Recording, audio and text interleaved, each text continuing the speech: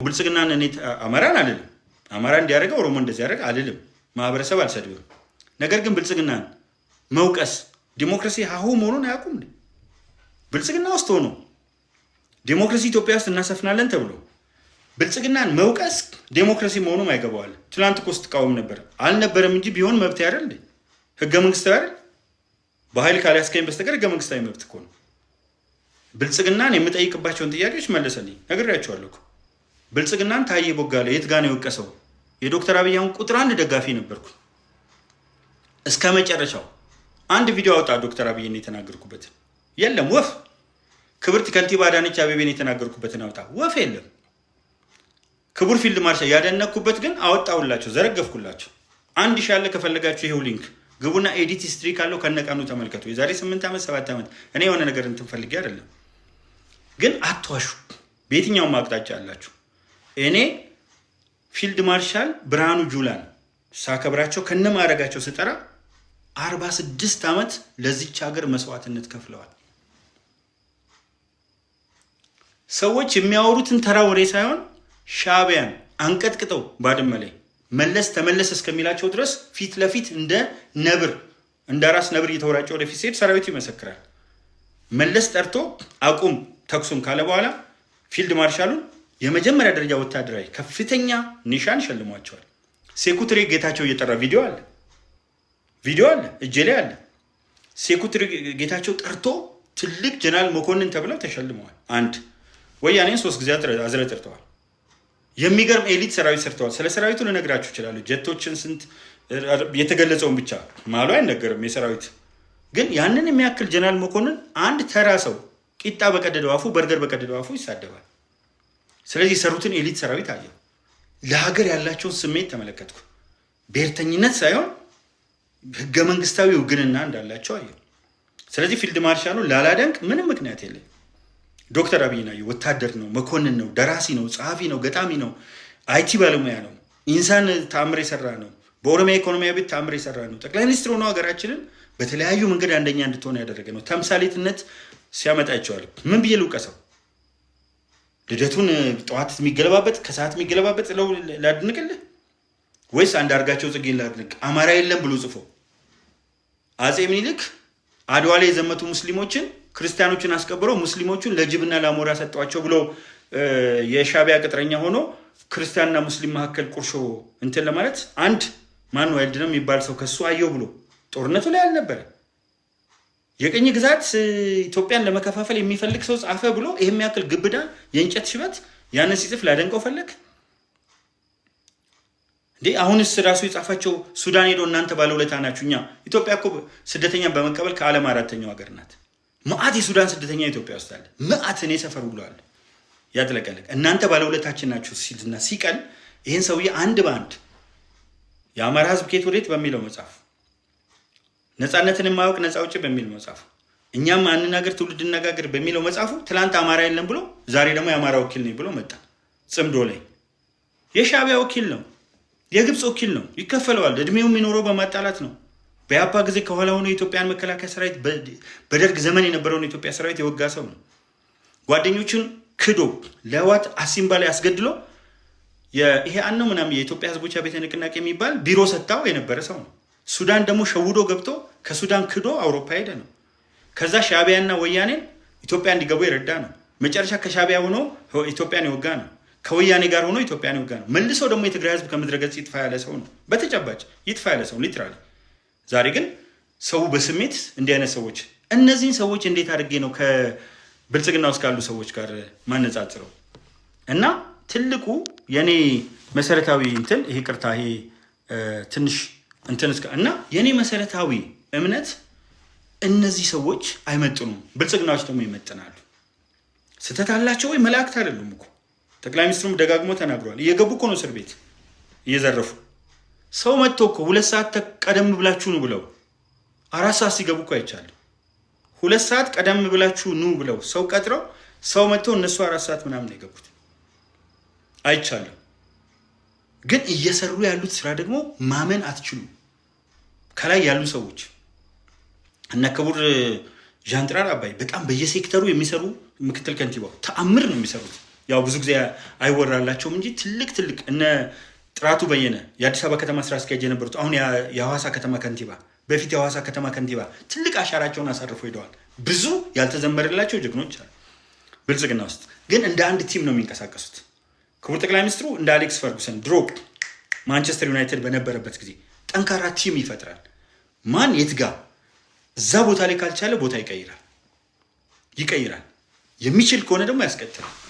ከዛ የሚገርም ብሔራዊ መረጃና ደህንነት፣ የሚገርም ፌዴራል ፖሊስ፣ ኤሊት እኮ ነው ኤሊት ሰራዊት እና የተፈጠረውን ነገር ማየት ትችላላችሁ። አሁን የሆነች ነገር ቢነገር እንቆረጥማቸዋለን እንዳሉት ጀነራል እንቆረጥማቸዋለን ጽምዶ የሚባሉት የስ ይቆረጥማቸዋል። ሲፈልግ ሱዳን ትግባ፣ የፈለገ የኢትዮጵያ መከላከያ ሰራዊት በእርግጠኝነት ይቆረጥማቸዋል። ምክንያቱም የኢትዮጵያ ህዝብ ነው፣ አርበኛ ህዝብ ነው፣ 130 ሚሊዮን ህዝብ ነው። እንኳን ሽፍታ ተጣምዶ ሌላም ቢጣመድ እንትን አይለም። ፊት ለፊት እኮ ያቆሙ። አሁን ፋኖ ይችላል፣ ሸኔ ይችላል የምትሉ ሰዎች ሸኔ ከቻለ እስቲ አንድ ከተማ ይዞ ሳምንት ይቀመጥ። አዝረጥርጦ ነው መከላከያ ሰራዊቱ እንትን የሚለው። ከቻልክ ለምን ትሸሻለህ? ለምን ማርቆስን አትይዝም? ሌላው ይቅር፣ ለምን ደጀንን አትይዝም? ለምን ሞጣን አትይዝም? ለምን ጎንደር ከተማ አይደለም ገጠር ውስጥ ያለ ጋይንትን ደብረታቦር ከተማ ይዛ አትቆይም? በመከላከያው ፊት የሆነ ተሽሎክልከ የሆነች ነገር ስታገኝ ጀግና ልትጫወት ሄደ ወደዛ እናውቃለን። እባክህ ይሄ ውው ያልክ ሰው በተዋጋበት እንትን እና አይጠቅምም። እሱ ሀገር አይሸነፍም ብያለሁ እኮ። ትግራይ ታሸንፋለች ሲል አታሸንፉም ብለን ሄድን። ስልታዊ ማፈግፈግም አደረግን። እሱ ደግሞ ወታደራዊ እንትን ነው። መጨረሻ ላይ ግን አፈር አስበላናቸው። መቀሌ ጋር ሆኖ እኮ ነው ድርድር። የፕሪቶሪያ ስምምነት መቀሌን ከቦ ነው መከላከያ ሰራዊታችን እንጂ እዚህ ጋር መጥቶ ድንበር ላይ ደርሰው አይደለም። አማራ ድንበር ላይ አይደለም። የፕሪቶሪያም የኬንያም ስምምነት እኮ መቀሌን ከቦ ነው መከላከያ ሰራዊታችን። መቀሌ መግባት የሚያስከትለው ነገር ሻቢያ ነበር። ብዙ ነገር አለ፣ የምናውቀው ነገር አለ በወቅቱ። ይሄ ሰራዊት ፊት መቆም አይቻልም። ሲጀመር ኢትዮጵያ ማሸነፍ አይቻልም። አማራ ያሸንፋል ይልሃል። አማራ የት ያውቃል? እየተዋጋህ አይደል እንዴ? የአማራ ሚሊሻ እየተዋጋው፣ የአማራ ፖሊስ እየተዋጋው፣ የአማራ አድማ ብተና እየተዋጋው ባንዳ ያለው ነው። የአማራ አመራር እየተዋጋው፣ የአማራ ህዝብ እየተዋጋው ባንዳ ያለው ነው። ጥቂት ነው ባንዳ ያለው እዛ ውስጥ 2% አይሆንም። ግን ከዛ መንግስት የመጨረሻ ማድረገው ሰላም እንዳይሰፍን ፈልጎ ነው። ሱዳን ፈልጋ ነው እንዴ? ሶማሊያ ፈልጋ ነው? ዲሞክራቲክ ሪፐብሊክ ኦፍ ኮንጎ ከዓለም አንደኛውን ሀብት ይዛ ከ1960 ጀምሮ ከ20 ሚሊዮን ህዝብ በላይ ጨርሳ ዛሬም በጦርነት የምታመሰው ፈልጋ ነው? ኬንያ ውስጥ ትርምስ የሚፈጠረው ፈልጎ ነው? ከዚህ በስተጀርባ ያሉትን እጆች ማየት ሲያቅታችሁ ነው የምቃጠለው። እነሱ ሀገራቸው ሰላም ነው፣ አይዋጉም። ስለዚህ እኛ በተዋጋን ቁጥር መሳሪያ ያቀርቡልናል። እኛ በተዋጋን ቁጥር ማምረት አንችልም፣ ገበያ ይጠቀሙብናል። እኛ በተዋጋን ቁጥር እያስገደዱ እኛ በምንፈልገው ካላደረጋችሁ ብሎ ቴሌውንም ባንኩንም አየር መንገዱንም እንድንሰጣቸው ይፈልጋሉ። ያለንበት ዘመን ካፒታሊዝም ወደ ሞኖፖሊ ካፒታሊዝም ያደገበት ነው፣ ወደ ኢምፔሪያሊዝም ያደገበት ነው። ያንን ሚስጥር እንደዚህ አይነት ቦታ ላይ አደባባይ ላይ አትናገሩ። በደንብ የነቁ ሰዎች ስንትና ስንት የአፍሪካ መሪዎች ተገደሉ። አሁን የተለያየ ሰው ሲጃመልብን አሁን ጠቅላይ ሚኒስትሩ ጋር ያለው ብዥታ እውነት እሱ ለዛ ስለሚያዳላ ነው። ኔቨር የሚያዳላ ቢሆን የመገጭ ግድብን ለምን ይጨርሳል? የሚያዳላ ቢሆን የጎንደርን ነገስታት ግንብ ለምን ይገነባል? የሚያዳላ ቢሆን ጎንደር ከተማን ጎርጎራን እዛ ጋር የምታዩዋቸውን ተአምራት ለምን ይሰራል? የሚያዳላ ቢሆን በርካታ አማራ ክልል ያሉ ከተሞች ለምን ያድጋሉ? የሚያዳላ ቢሆን ለምን ግብርና ማዳበሪያ እሱ ማዳበሪያ ያቀርባል፣ እነሱ ጥይት ያቀርባል። እሱ ማዳበሪያ አቅርቦ አርሳችሁ የሩዝ ምርቱንም የጤፉንም የምኑንም ይቻላል። ምስራቅ ጎጃም ብቻ እኮ ኦሮሚያና አማራን ክልል ማጥገብ ይችላል። ኦሮሚያ አማራና ትግራይ ማጥገብ ይችላል። የምስራቅ ጎጃም ብቻ ምርት በሰላም ብንኖር። አይ ምርት አይደለም የምንፈልገው ሰው የሞተ የሬሳ ምርት ነው አለ ተቃዋሚው። ለዚህ ደግሞ ገንዘብ ያዋጣል። እንደገና ይንከባለላል፣ መልሶ ለንደን ላይ ይንከባለላል፣ ገንዘብ ያዋጣል። ሰላም ያደፈርስና ሰላም ያደፈረሰው ብልጽግና ነው ይላል። አቅቶት ነው ወይ? የመንግስት ዋና ተግባር ህግና ስርዓት ማስከበር ነው። እባክህ ዲሞክራቲክ ሪፐብሊክ ናይጄሪያ ለምን አላስከበረችም? ተማሪዎችን መጥተው ከካቶሊክ ትምህርት ቤት በቦኮ ሃራም እንደፈለገ ሲያደርግ ለምን አላስከበረችም? ከጀርባ ስላለው ማታ ከሆነ ይቅርታ አድርግልኝና ድድብናህን በምንም አይነት ነገር ልገፍልህ አልችልም። ለምን ናይጄሪያ ትታመሳለች? ከአፍሪካ ትልቅ ህዝብ ያላት ናት። ከኛ ህዝብ እጥፍ አላት። ለምንድን ነው ናይጄሪያ የምትታመሰው? ከናይጄሪያ በስተጀርባ ያለው ማን ነው? ናይጄሪያን እንምታ አሁን ኢራን ምናምን አካባቢ ስላለ ነው እንጂ ማን ነው? ለምንድን ነው እንምታ የሚለው? ምን ስላለ? ናይጄሪያ ነዳጅ። ሱዳን ለምን ተተራመሰች? ወርቅ ስላወጣች። እኛ ለምን እንደምንታመሰው? ከፍተኛ የነዳጅ ክምችት አለን፣ እንዳናወጣ ይፈልጋል። ከፍተኛ የወርቅ ክምችት አለን፣ ማዕድናት አሉ፣ እንዳናወጣ ይፈልጋል። ይህንን በርቶልህ ማሰብ ካልቻልክ ተው። እነሱ ምን ቸገራቸው? ውጭ ያሉትማ ኑሯቸው እኮ ውጭ ነው። ኢትዮጵያ እኮ አይደሉም፣ ፖለቲካ አያገባቸውም። እነዚህ አሁን አሜሪካ ቁጭ ብለው ዩጋንዳ ቁጭ ብለው ዩጋንዳ ያሉት ወደ ካናዳ፣ ወደ አውስትራሊያ፣ ወደ አሜሪካ፣ ወደ አውሮፓ ለመሄድ ተስፈኛ ሰንሰለት አላቀዋለሁ። በዛን ሰንሰለት ለመሄድ ነው ቀን ከሌት የሚሳደቡት። እሱ ለሆዱ ነው የሚሳደበው፣ ርቦት ነው፣ ወደ ውጭ ለመውጣት ነው። አሜሪካ ምናምን ያለው ደግሞ ተመልከቱት፣ እድሜ ልኩን ከ60ዎቹ ጀምሮ እየበጠበጠ ነው። የወጣቱን ትውልድ ህይወት እያበላሸ ነው። ጎበዝ ቆም ብለን እናስብ። እኔ ይቅርታ አድርጉልኝ፣ እኛ አንድ ህይወት ነው ያለን። እኔ ኬንያ መኖር እችላለሁ፣ ተውት። በቦረና ወጥቼ ኬንያ መኖር እችላለሁ። ግማሽ ቦረና ኬንያ ውስጥ ነው ያለው። እዛ ውስጥ የገጠር ውስጥ መኖር እችላለሁ። እዚህ ግን ሀገሬ ያሳዝነኛል። ምንድን ነው የማዝነው? ይሄን ያህል ተፈጥሮ ሀብት እያለን አሁን ከሶፍ ዑመር ዋሻ ጀምሮ ጠቅላይ ሚኒስትሩ እስቲ የት ሄዶ ሰራ? ኢንዱስትሪ ፓርክ ከቤተ መንግስት ጀምሮ እንዴት ለወጠ? እስቲ ቆም ብላችሁ አስቡ። ጀዋር መጣና ቤተ መንግስቱ ይሸጣል አለ መንጋው። ቤተ መንግስት ይሸጣል እንዴ? ኢዮቤሉ ቤተ መንግስት አይታችሁታል? ቢሸጥ ሸራተን ቢሆን ምን ታደርጉት ነበር? አሁን ግን ገብተህ በትንሽ ገንዘብ ታየዋለህ። እሺ አንድነት ፓርክ ቢሸጥ ምንድን ነው የምታገኘው? እንደ ሂልተን ቢሆን አንድ ተጨማሪ ትልቅ ሆቴል ሆነ ማለት ነው። 2 ሆቴሎች ሆኑ። የኢዮቤሉ ቤተ መንግስትና አሁን 4 ኪሎ ክቡር ጠቅላይ ሚኒስትሩ ያሉበት ቤተ መንግስት ምን ሆኑ ማለት ነው? 2 ሆቴሎች። በጀዋር ሀሳብ ቢሆን ሸራተን እና ሂልተን ሊሆኑ ነው። ተጨማሪ አንድ ሸራተን፣ አንድ ተጨማሪ ሂልተን፣ እንደዛ ይሆኑ ነው ያለው። ታሪክስ ገደል ይግባ። ማናቸው ሸራተን እና ሂልተን ሲሆን የሚገዙት? ምንድን ነው የሚያደርጉልህ ስለአንተ ታሪክ? አንተ ግን አሁን ገብተህ እያየው ነው እንትን። ከዛ ደግሞ የጫካ ፕሮጀክት መጣ። የጫካ ፕሮጀክት ሳተላይት ሲቲ ነው። ሰውየው ደግሞ በጣም አደገኛ ነው። ክቡር ጠቅላይ ሚኒስትሩ እንደፈለገ እንዲለፈልፈው ያደርጋል። የህዳሴውን ግድብ ሸጠዋል። ግብፅ ናት የተሸጠላት። ግብፅ ያለች የህዳሴው ግድብ ሲመረቅ። ከዛ እዛው በዛው በቃችሁ እኮ ማለት ይችል ነበር ይሄ ህዝብ። ይቅርታ አድርጉልኝና የእኛ ህዝብ አንድ ላይ ህዝቡ ጋር ችግር የለም። ይሄ የሶሻል ሚዲያ አኒማል በቃችሁ፣ የህዳሴውን ግድብ ሸጠዋላችሁ። ማን? ሁላችሁም። አልሸጠውም። ይኸው መብራት ሆኖ 580 ሺህ ተጨማሪ ቤት ተሰርቶ እዛ ጋር ሆኖ እንደገና ደግሞ ይሄ በየመብራት የሚሸጡት እኔ እንዴት እንደምቃጠል ነው የሚሰሩት። ቦግ ይሄ ኤሌክትሪክ የሚሸጡ ሰዎች አንድ ጊዜ 300 መብራት ያበራሉ፣ 1000 መብራት ያበራሉ። በቃ እናየዋለን እኮ ምንድን ነው ይሄን ያህል መብራት? የተወሰነውን ካበራችሁት እኮ ይታያል ቤት ውስጥ ያለው ፉክክር። እና አንዳንድ ጊዜ እዛ ጋር ያለውን የጭንቅላታችንን ችግር መቅረፍ ነው። አሁን ይሄ ኤሌክትሪክ የሚሸጡት እንትን ምንድነው? አምፖል የሚሸጡ አሉ፣ የተለያዩ አይነት አምፖሎች። ያ ሁሉ ለምን ይበራል? ጠሽ ቆም ብለን ማየት አንችልም እንዴ? ግን ያ ሁሉ በርቶ ይሄው መብራት አለ። እንግዲህ ይሄው ድሮ ቢሆን ኖሮ ስንቴ ተቋርጦብኛል። አሁን ስንቴ መብራት ጠፍቷል። ቦሌ መሀል ሆኜ፣ አሁን ግን ጫፍ ሆኜ መብራት አለ። ይሄው በድፍረት መብራት አለ ብዬ እንትን ያልኩ። ኤኒዌይስ አሁን ከዚህ በላይ አልቆይም። ቲክቶክ ላይም ብዙ ተሳታፊ አይደለሁም እንዳያችሁት። ማክሲመም ከዚህኛው ጋር 24 ላይቭ ነው የሰራሁት። ቪዲዮዎቼ 12 አይሆኑም። ብዙም ኢንተረስቱ የለኝም። አሁን ግን የማያቸው ሰዎች ቁጥራቸው የደና ስለሆነ ይህን እከታተላለሁ እና እኔ ላጥፋችሁ ወንድሞቼ። ብልጽግና 5 ዓመት ቀጥታ ሰታችሁ ብታዩት ማርክ ማይወርድ ዝም ላለው ምለው እኔ ከ5 ዓመት በኋላ አፍሬ ነው ዝም ምለው። በእርግጠኝነት 1.5 ሚሊዮን ቤቶች ይጨርሳል። ቢያንስ አዲስ አበባ ውስጥ በየአመቱ 100 ሺህ ቤቶች 500 ሺህ ቤቶች ይጨርሳሉ። 580 ሺህ እኮ ይጨርሳሉ። ይሄ ደግሞ የብዙ እንግዲህ አስቡት፣ ሁለት ሰው እንኳን የምታስገቡ 1 ሚሊዮን ሰው ማለት ነው። ከአዲስ አበባ ከእያንዳንዱ 6ቱ ያለውን ጨምሮ ብንቆጥር ቤት ውስጥ ገባ ማለት ነው። እንደ 2 ሰው እናስገባ በአንድ ቤት ውስጥ። በኢትዮጵያ ደግሞ አኗኗር ታውቃላችሁ። ስለዚህ እነዚህ ሰዎች መኖሪያ ቤት ካዘጋጁልን፣ የቅዳሜና እሑድ ገበያዎችን ካጠናከሩልን፣ ሞሎችን ካጠናከሩልን፣ መናፈሻ ምናምን ኦልሞስት ጨርሰዋል፣ መንገድ ካሰፉልን፣ ከዚህ መንግስት የምንፈልገው ነገር ምንድን ነው? በሰላም አብረን መኖር እንችላለን።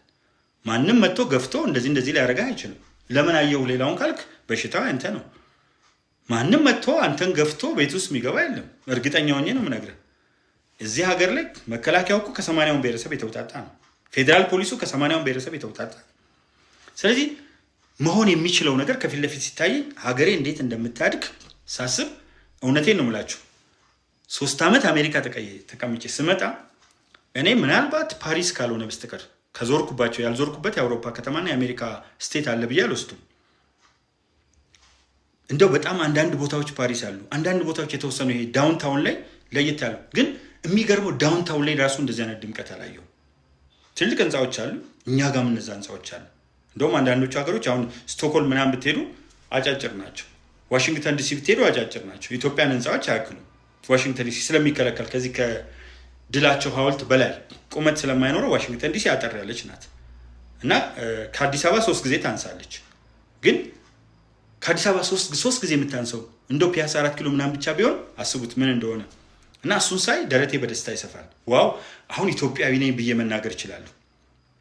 ዴላም ፔጅ ነው መጣ፣ አሾ ስፒድ መጣ ምናምን። ከዛ እንዴት መጡ እነዚህ አሉ እነዚህ ማየሞች እና አሾ ስፒድ እንዴት መጡ አሉ። አሾ ስፒድ ሁሉን ተደምረው የኢትዮጵያ አክቲቪስቶች ይቦንሳል በተከታይ ተደምረው ዴላም ፔጅ የትናት ኢትዮጵያን አስተዋወቀ። ግን እነዚህ ገንገበቶች ያልገባቸው ነገር እነዚህን ቲክቶከሮች በማስመጣት የኢትዮጵያን ገጽታ እና እዛው ጋር ባሳፍራቸውስ አንድ ብዬ ላሳፍራቸው። በሚቀጥለው ዓመት በዚህ ዓመት 250 ጉባኤዎች ይጠናቀቃሉ። ዓመቱ እስኪያልቅ ዓለም አቀፍ 250። በሚቀጥለው አንዷ ጉባኤ ብቻ ልብ አድርጉ 250 አንዷ ጉባኤ ሲኦፒ 32 ብቻ 80 ሺህ ሰው ይመጣል። ምን ልትሆኑ ነው? 80 ሺህ ሰው ለቤተሰቡ ብቻ ቢያሳይ ለወንድሞቹ ለእህቶቹ ቢያሳይ 80 ሺህ ሰው ያውም 80 ሺህ ሰው የሚመጣው ዓለም አቀፍ ተጽዕኖ ፈጣሪ ነው። ምን ልትሉት ነው? አንቶኒዮ ጉተሬዝ የተባበሩት መንግስታት ድርጅት ዋና ጸሐፊ ነው። መጥቶ ኢትዮጵያ በብርሃን ፍጥነት እያደገች ናት አለ። እኔ አይደለም ያልኩት፣ አንቶኒዮ ጉተሬዝ በብርሃን ፍጥነት አለ ሲቸግረው፣ በብርሃን ፍጥነት እያደገች ነው። እና አንቶኒዮ ጉተሬዝ የተባበሩት መንግስታት ድርጅት ዋና ጸሐፊ እኮ ነው። እሱ የሚናገረው እኮ ይወጣል። ኢትዮጵያ የምትባለው ሀገር ማናቸው የአፍሪካ ሴክሬታሪ ኦፍ ስቴት የነበሩ የአሜሪካ አሲስታንት ሴክሬታሪ ኦፍ ስቴት የነበሩና ቲቦር ናሽ የኢትዮጵያ አምባሳደር የነበሩት አሜሪካ ኢትዮጵያን በተመለከተ በጥንቃቄ ተመልከች። በሚቀጥለው 10 ዓመት እዚህ አምባሳደር ነበሩ አዩት አምሩን። በሚቀጥለው 10 ዓመት እቺ ሀገር የተለየች ሀገር ስለምትሆን አሜሪካ ከኢትዮጵያ ጋር የምታደርገውን ግንኙነት መመርመር አለባት አለች። አሁን አሜሪካ የታችሁ እንደውም ቀለስ መለስ እያለች ነው። በዓለም ላይ ትልቅ ብሎክ ብሪክስ ነው። ወደዳችሁም ጠላችሁም ብሪክስን የሚያክል ብሎክ የለም። ብራዚል ከላቲን አሜሪካ ወይም ከሳውዝ አሜሪካ አንደኛ ናት በሀብት። ብሪክስ ማለት ቢ ብራዚል ነው። አር ራሽያ ነው። ራሽያን መቼም ታውቃታለች፣ ማብራራት አያስፈልገኝም። አይ ኢንዲያ ነው። ህንድ ከቻይና በልጣ፣ መቼም አንዳንዱ እኮ ቻይና ናት ብሎ የሚያስባል። አሁንም ከቻይና በልጣ ከዓለም በህዝብ ቁጥር አንደኛ ናት። በኢኮኖሚ እስከ 7 ባሉት ውስጥ ናት። ብራዚል ብሪክስ አይደል? ራሽያ፣ ኢንዲያ፣ ቻይና። ስለ ቻይና ላውራላችሁ እንዴ? $20 ትሪሊየን ነው ያላት ቻይና። ሳውዝ አፍሪካ ከአፍሪካ ሁለተኛ ወይ ሶስተኛ ባለሀብት ናት ሀገር ናት። እነዚህ ውስጥ ኢትዮጵያ ሄዳ ጆይን አደረገች። ዋዳዛት ኢምፕላይ ይህም እንደሚያሳያችሁ